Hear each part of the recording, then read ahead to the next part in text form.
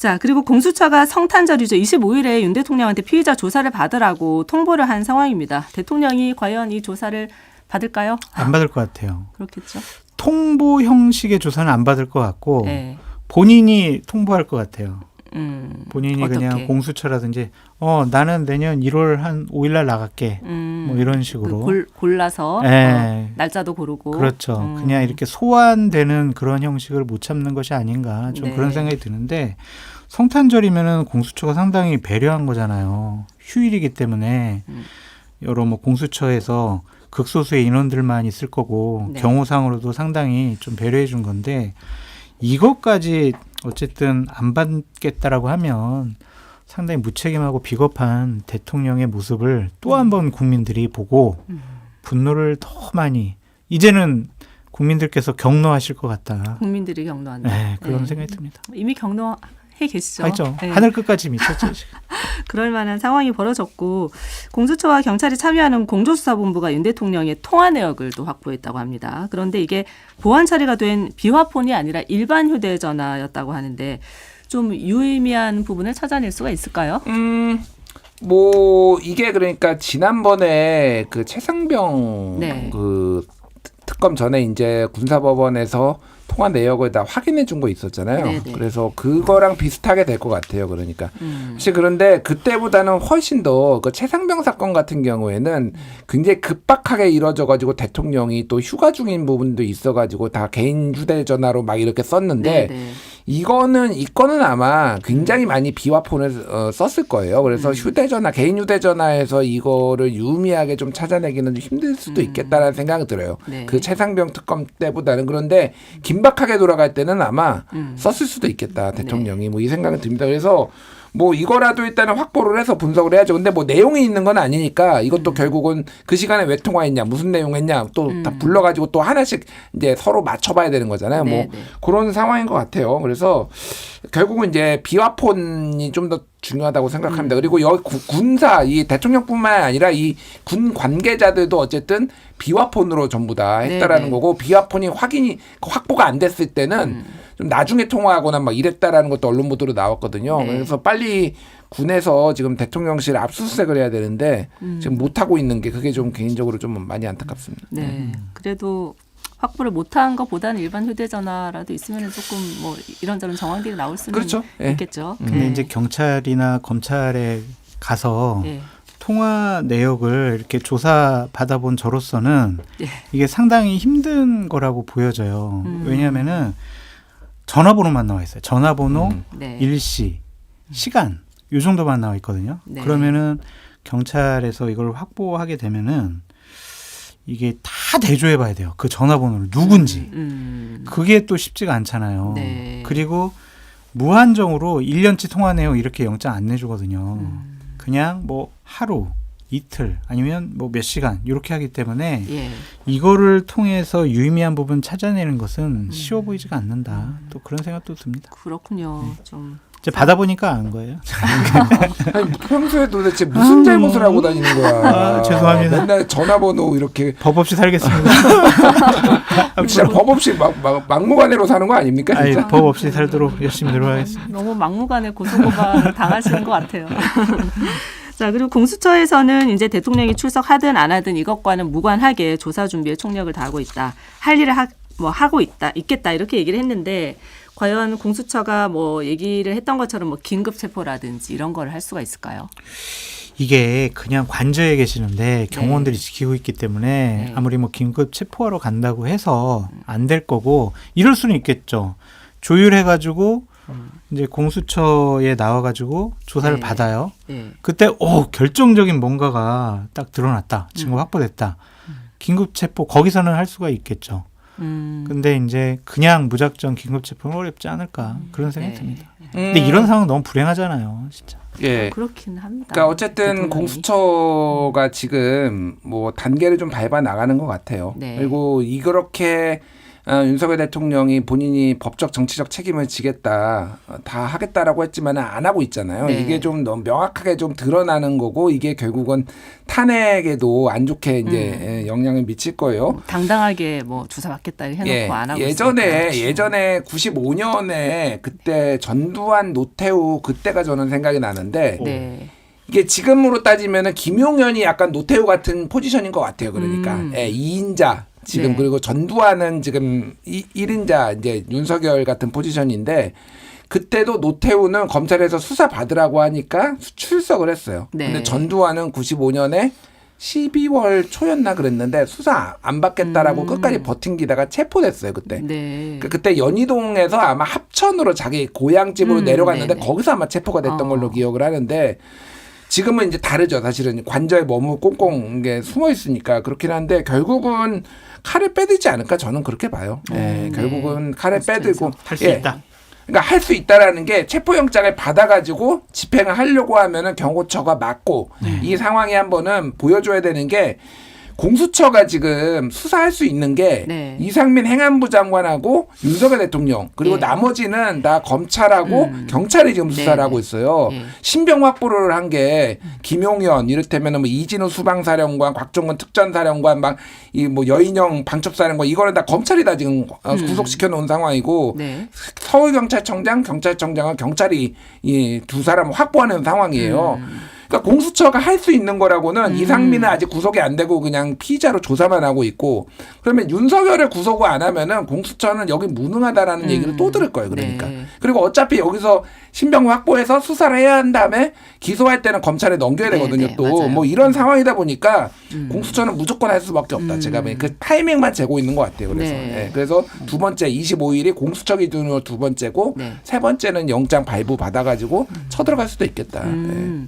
그래서 일단 뭐 경호처에 막히든 뭐 어떻게 하든 간에 어떻게 해야 체포의 돼. 그 시도는 할 것이다라는 말씀이시군요. 자, 그리고 대통령이 헌법재판소가 보낸 통지서와 출석 요구서 이런 서류를 역시 일주일 넘게 안 받고 있습니다. 꽃다발은 뭐 받고 이건 안 받는다 해서 꽃다발에 뭐 이 서류를 집어넣어야 되냐 뭐 이런 얘기까지 나왔는데 이 전례 없는 지연 전략이죠. 27일 금요일로 예정된 첫 변론 준비 기일이 혹시 연기가 될 수 있다는 얘기도 나오는데 헌재는 이 관련 서류가 송달된 것으로 간주할지에 대해서 오늘 입장을 밝힌다고 하죠. 그렇죠. 이게 빨리 좀 진행이 돼야 될 것 같은데 참 비겁한 대통령의 모습을 보이고 있다라고 말씀을 드리고 예. 참 우스갯소리로 왜 이렇게 윤석열 대통령이 이 서류를 받지 않고 있다라는 거를 분석을 해보면 네. 황당한 소리 같지만 이것도 좀 길을 선택하려는 것이 아닌가.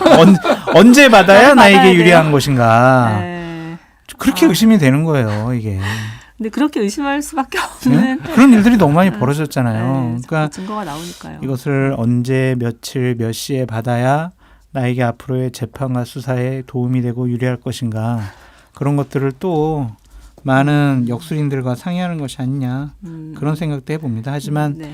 대단히 부적절하고 잘못된 일을 계속 윤석열 대통령이 하고 있어서 국민적인 분노가 더 높아지고 있다라고 말씀드립니다. 그러니까 장성철 소장님이 말씀하신 게 이제 어떤 뒤의 배경이라고 한다라면은 충분히 저는 그럴 가능성이 있다. 기리를 받으려고 하는 거 가능성이 있는데 사실은 지금 변호인단 구성 얘기를 하고 있잖아요. 변호인단 구성을 얘기를 하고 있는데 야 김홍일 뭐 전 방통위원장 등등에서 다 하겠다며라고 얘기를 그러니까 언론 보도도 그렇게 나왔잖아요. 네. 근데 실질적으로 들어가 보면은 상당히 난항이 지금 예상된대요. 변호인단이. 왜 그러냐면은 그 김홍일 뭐 이런 분들 있잖아요. 네. 사실 이분들이 눈이 침침해서 서류로 읽기도 힘듭니다. 진짜로. 그러니까 그래서 이거는 실무를 담당할 변호사들이 좀 젊은 좀 쌩쌩한 변호사들이 있어야 되는 거예요. 그러니까 이거는 간판이에요. 예를 들면 뭐 석동현이 뭐 참여를 할지 안 할지 모르겠으나 그런 사람들은 그냥 간판인 거고. 비선 변호사라는 얘기까지. 예, 나오죠. 비선 변호사가 그러니까 이 나이 드신 그 윤석열보다 선배거나 윤석열 또래의 이 사람들은 사실은 얼굴 마담인 거예요. 그러니까 이게 그러니까 실무를 할 사람을 못 구한다라는 거예요. 근데 만약에 장성철 소장님이 아니면 우리 유수미 아나운서님이 변호사인데 윤석열 탄핵 변호 좀 해달라 이렇게 하면은 할까요? 본인 이거는 그러니까 뭐 돈을 많이 줄 것도 아니고 네. 내가 보기에는 그리고 역사적으로 무슨 의미가 있는 것도 아니고 돈을 못 받더라도 뭐 반대. 예, 그리고 로펌에 소속 그런 유능한 변호사는 로펌에 소속돼 있는데요. 그러면은 로펌에 사표 쓰고 나와야 돼요. 네. 로펌에서 반대하겠죠. 나 미쳤다고 그거를 그 로펌 이름 달고 로펌 죽으라는 얘기잖아요. 그러면은 자기의 커리어에 도움도 안 돼요. 그러니까 실제 구성이 안 된다라는 거예요. 그러니까 그런 이유도 있다라는 거예요. 네. 예, 그래서 결국은 헌재가 이제 좀 오늘 지금 송달 간주로 지금 해버린다는 거잖아요. 네. 그리고 그 의견서를 받지 않아도 그냥 진행은 되니까 아마 오늘 결정을 내리지 않을까 어느 정도 그 생각이 듭니다. 근데 가까운 데서 찾으시고 이 탄핵이 잘못됐다 비상 겸 정당성에 대해서 강하게 얘기하는 변호사분들 있잖아요. 서정욱 배승희 이런 분들 하면 되지 뭐 멀리서 찾냐 그런 생각이 듭니다. 얼마나 열심히 하겠어요 이분들은 시켜주면. 근데 유능하지 그러니까 않다는 능력 얘기가 면에서. 있어. 아니 왜 유능하지 않아요? 서정욱 배승희 이렇게 서정욱, 배승희, 김소연 별로 유능하지 않대. 약간 명예훼손하는 거 아니에요? 아니, 이거는? 몰라 그런 얘기들이 있어 전해져서 그래서 윤석열 대통령도 저한다 뭐 이런 얘기들이 있어. 아, 유튜브가 확실히 재밌네요. 아침의 뉴스에서는 도저히 할 수 없는 얘기를. 그래? 네, 더 재밌게 해드릴까요? 네, 더 해주세요. 그러니까 재밌는 너무 얘기 멀리서 있으세요? 찾지 말고 네. 본인들 강하게 옹호하는 분들과 함께 해라 그렇게 말씀드려요. 근데 합리적이고 상식적이고 정신이 똑바로 박힌 분들이 이것을 변호하기는 어렵지 않을까 그런 생각이 듭니다. 네. 어쨌든 헌재가 송달 안 하고 재판을 하는 수도 있겠지만은 이 현직 대통령에 대한 이 내란 우두머리 이 사건을 절차적 하자를 안고 가기 싫은 그런 부담되는 부분도 분명히 있을 것이다. 이런 얘기가 나오고 있습니다. 네. 자, 그리고 헌법재판관 인사청문회 얘기를 좀 해볼 텐데요. 마은혁, 정계선, 조한창 이 헌법재판관 후보. 야당이 추천한 마은혁 정계선 후보는 오늘 이제 여당 추천 조한창 후보는 내일 이제 청문회가 진행이 되는데 오늘 이 야당 추천한 후보들에 대한 청문회는 제가 좀 보다가 왔습니다만 국민의힘이 불참을 했고 박지원 위원장이 막 계속 나오라고 얘기를 하고 뭐 행정실에 얘기했어요 막 이런 얘기도 하시던데 아무튼 불참을 했습니다. 그러니까 재판을 질질 끌고 싶어 한다. 네. 뭐 그렇게 볼 수밖에 없고 그렇죠. 또한 헌법재판소의 의결 정족수를 미흡하게 만들어서 탄핵 심판에 대한 정당성, 절차적인 하자를 지적하고 싶어 한다. 네. 뭐 그런 의도도 있는 것 같고 네. 권성동 원내대표는 아니 원래 이렇게 국회 추천 몫은 여당 1명, 야당 1명, 여야 합의해서 1명 이런 건데 지금 야당이 지금 2명 추천하지 않았냐. 이것도 잘못됐다라고 얘기를 하고 있거든요. 네. 근데 이제 이게 헌법재판관이라는 게 국가의 가장 중요한 법률적인 판단을 내려주는 헌법재판소의 재판관을 추천하는 거잖아요. 네. 국가 시스템을 거듭 말씀드리지만 이것은 온전하게 하기 위한 국회 절차란 말이에요. 네.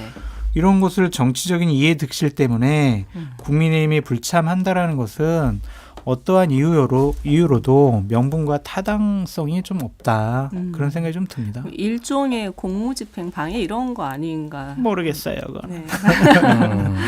그러니까 뭐 쓰잘데기 없는 짓을 하는 거는 맞아요. 이런다고 헌법재판관이 임명이 안 될 것도 아니고 뭐 권한쟁의 심판에 뭐 갈 수도 있나 그랬는데 권한쟁의 심판은 헌재가 하는데 헌재는 완전체가 되기를 지금 간절히 원하고 있는데 그거 간다고 되는 것도 아니고 그래서 참 정무적으로 참 잘못된 판단들 참 그런 거를 하고 있다. 내란 옹호 정당 뭐 이런 거 이미지만 좀 더 강해지는 것 같아요. 사사건건 발목 잡고 지금 국민들이 원하는 거는 어쨌든 이거를 탄핵 심판을 빨리 받아야 된다는 거 아니에요. 네. 예, 그게 압도적인 거잖아요. 네. 심지어 약간 대통령한테 온정적인 사람, 뭐 마음이 있는 사람들도 탄핵 심판을 안 하면 이게 나라가 이렇게 가면 안 된다라고 생각하시는 분들도 상당수가 있는데 네. 이렇게 하는 게 국민의힘에 도움이 되느냐.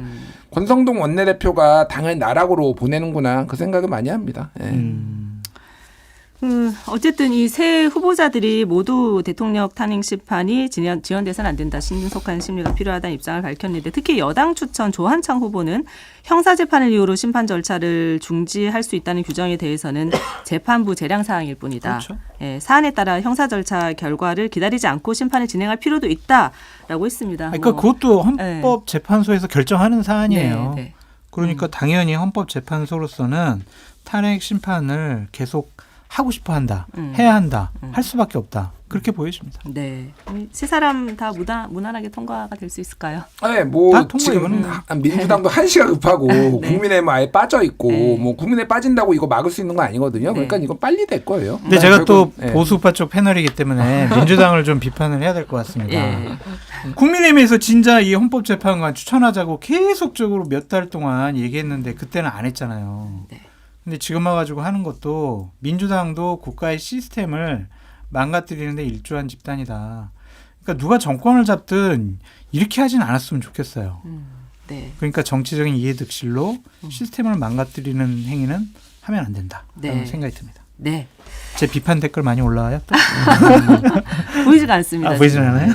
뭐 맞는 많이 얘기야. 올라오면 좀 알려주시고요, 밖에서. 예. 자, 그리고 국민의힘은 지금 이 탄핵 정국을 수습할 비대위원장을 누구로 정할지 지금 고심하고 있습니다. 네. 예, 권상동 원내대표가 비대위원장을 겸직을 하는 원톱으로 갈지 아니면 뭐 투톱으로 갈지, 뭐 투톱으로 간다면은 뭐 권영세, 나경원 이런 인물들이 맡게 될지 이제 내일쯤 결정을 한다는 거죠. 권성동 원내대표는 본인이 되게 하고 싶어 하는 것 같고 네. 그런 우중을 내비치잖아요. 아니 여러 의원들이나 뭐 집단적으로 나보고 하라는 얘기가 많아 막 이런 얘기를 은연중에 하고 네. 어제 이제 기자간담회 하면서도 내가 뭐 이거 하고 싶겠어 막 어쩔 수 없는 거 아니야 막 이런 식의 얘기를 하셨다고 하더라고요. 네. 그런 거 보면 그냥 본인이 비대위원장과 원내대표를 겸임함으로써 혼란 없이 본인 생각과 판단대로 이 상황을 좀 이끌어 가고 싶어 하는 것이 아니냐라는 생각이 드는데 네. 중진 의원들이 반대하는 것 같아요. 예. 아니 원내대표 하라고 그랬지 비대위원장까지 하라고 그랬어? 우리 중진들이 그렇게 의견 모아준 건 아니잖아. 막 이렇게 항의를 하고 있어서 네.